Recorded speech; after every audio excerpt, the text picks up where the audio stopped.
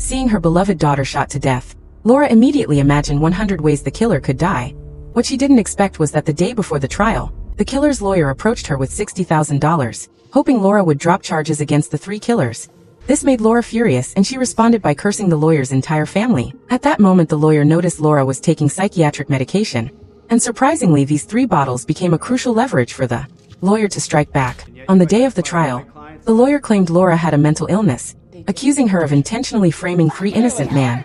This absurd move shocked the audience, and to everyone's surprise, the judge believed the lawyer's argument. The local prosecutor presented and said nothing to defend Laura, the victim, making her realize that everyone there was somehow connected to the killer. They even tried to commit her to a psychiatric hospital. As the car door was about to close, Laura noticed an oxygen tank nearby. She ran barefoot for an hour before finally escaping, and from that moment she completely disappeared. 5 years later, the police suddenly discovered 3 man bodies hanging on a Ferris wheel. When they were taken down, it was revealed that all 3 victims were the killers who had murdered Laura's family. The police also discovered that the mastermind behind it all was Laura herself. Over the 5 years she had traveled through 14 countries, frequently appearing in underground fighting arenas to practice hand-to-hand killing skills. Within a month of returning to her home country, Laura raided the largest local firearms store, making the female police officer realize the severity of the situation. The original judge was now under Laura's control. Despite begging for mercy, he was not spared. After boarding a bus, Laura took out her phone and called to detonate a bomb.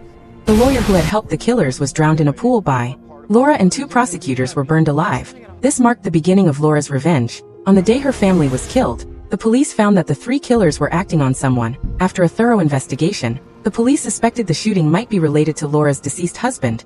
It turned out that the day before the incident, neighbor Mickey had invited her husband to steal contraband from the gang leader. He wisely refused the dangerous task. When the gang captured Mickey, they found their chat history in his phone. Unable to recover the sold contraband, innocent husband was targeted in retaliation by the drug lord.